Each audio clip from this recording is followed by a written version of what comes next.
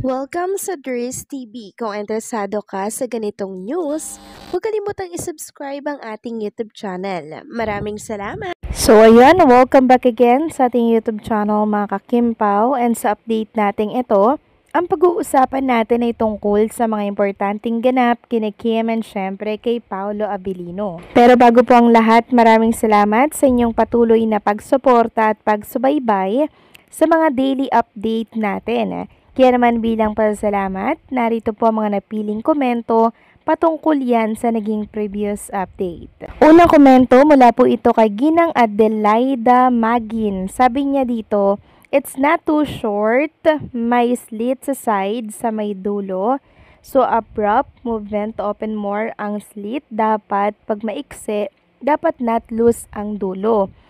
But there's nothing to be ashamed of what matters. Yun ang gusto niyan, na komportable siya. Wala na tayo doon. Tama po kayo dyan, Ginang Adelaida Magin. Kung ano po ang gusto ni Chinita Princess, na komportable po siya since jogging po ang pinag-uusapan dito, running, ibig sabihin, dapat komportable talaga sa pakiramdam. 'Di ba? Hindi po biro na tumakbo ng 10K. 'Di ba? Kaya yung mga bumabatikos po sa short na maiksi, na medyo loose, yung dulo, kay Chinita Princess, okay lang naman yan kung medyo tumaas yung bandang puwetan ni Chinita Princess. Kasi nakakapag two-piece nga siya, diba? So, ibig sabihin, very confident na po si Chinita Princess. Kahit anong makita dyan, mga kakimpaw, kasi sobrang kines naman. Alam naman natin ang mga bashers, mga kakimpaw, diba? Wala po yung sasabihing maganda, kundi panay, negativity at pangbabatikos kay Chinita Princess. Kaya ededma na lang natin yan.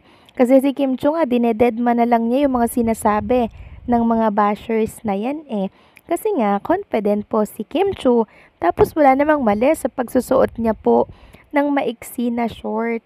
Ang importante dito, komportable po si Kim Chu. And syempre, walang masama, walang mali sa ginawa niya, 'di ba? Kaya ignore the bashers, mga kakimpaw. Next comment naman mula po ito kay Ginang Bibian Karaig. Sabi niya, let's respect our idol Kim Pao, give them full time. They will settle down soon, baka more preparation ang kailangan about the outfit of Kim. She is so pretty. Laging pang spritz use niya. Maganda naman ang legs ni Kim. Mabait, blessed lagi ni Lord po. Meant to be sila ni Pao. Take good care lagi ha. Health natin as well. Thanks Ders, excited much to watch the Alibay. Sure hakot Howard Dan. Daming hakot ng blessings. Bankable, lucky, Chinese cute. God bless us all po. And God is great all the time. So, maraming salamat sa komento, Ginang Bibian Karaig. Tama po kayo dyan. Bigyan natin ng time si Kim Chu and si Paolo Abilino para makapag-prepare ng mas bongga, 'di ba?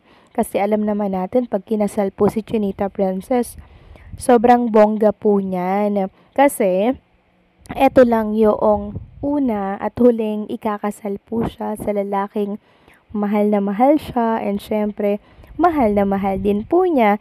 Kaya kailangan talaga ng bonggang preparation. Kaya bigyan natin ng mas mahabang oras si Kim and Paolo Abilino to settle down, to plan, 'di ba? Kasi hindi naman po biro ang pagpaplano ng wedding. Lahat talaga pag-iisipan, 'di ba? Kaya ibigay na natin kay Kim and Paolo Abilino yung mahabang oras na yon kung kailan nila balak magpakasal. So maraming salamat sa komento, Ginang Bibian Karaig. God bless po sa inyo and mag-iingat po kayo palagi. So eto na nga, pag-usapan na natin mga kakimpaw ang mga topic na nakahalap natin sa hapong ito or sa gabing ito. At unahin na nga natin pag-usapan itong bagong post lamang po ni Ma'am Carlina de la Merced sa kanyang ex account. Sabi niya dito, again, sa lahat po ng Kim Pao supporters, super thank you. Kim Pao International, salamat. Grabe ang support nyo. So, na-overwhelm po kasi si Ma'am Carlina de la Merced sa supportang pinapakita po ng buong Kim Pao Nation sa project na series ni Kim and Paula Avellino. Talagang all out support sila sa pagpapatrend po ng mga hashtag. Kaya ayun, overwhelmed po at nakaka-touch lang. Syempre na si Ma'am Carlina de la Merced ay na-touch din, 'di ba? Dahil iba kakaiba po talaga yung suporta ng Kim Pao Nation. Next topic naman, pag-usapan natin mga kakimpaw, itong ganap ni Kim Chiu ngayong araw, October 14, 2025. So, meron na naman po siyang shoot mga kakimpaw. Grabe no, everyday po meron po siyang schedule sa shoot niya. Another blessings na naman ba ito? Kasi parang buong linggo na naman po mga kakimpaw ang kanyang shoot. So, lagi pong binibless si Chinita Princess dahil ang buti po ng kanyang puso and syempre, very down to earth. At kanina nga po mga kakimpaw, naglabas ng panibagong promotional video si Chinita Princess para po sa kanyang ini-endorso na Bill Is. So, pinakita niya po doon mga kakimpaw yung from the beginning, tapos hanggang sa photoshoot, lahat po pinakita niya doon. Lagi niya pong sinasama mga kakimpaw yung mga BTS ni Kim Chiu para po sa Bill Is. At ang nakakatuwa pa po dito, na i-connect pa nga po ni Kim Chiu yung Bill Is sa kanyang business na House of Little Bunny na pwede pong gamitin ng Bill Is once na magpa-purchase ng kanyang bag na House of Little Bunny na siyang hinangaan nga po ng mga Kim Pao fans kasi napag-connect pa ni Kim Chiu yung business and syempre yung kanyang ini-endorso.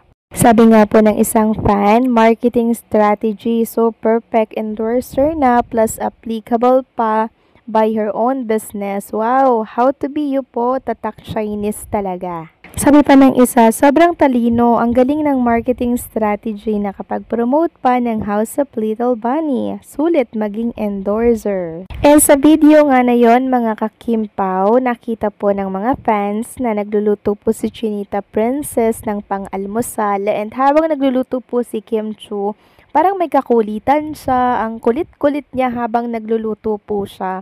Merong mga nagsasabi na nako, siguro si Paula Avellino yan. Pinaglutuan niya na din ng pang-almusal. Alam mo naman natin si Chinita Princess, 'di ba? Sobrang caring, sobrang maalaga, may chika pa nga po, 'di ba?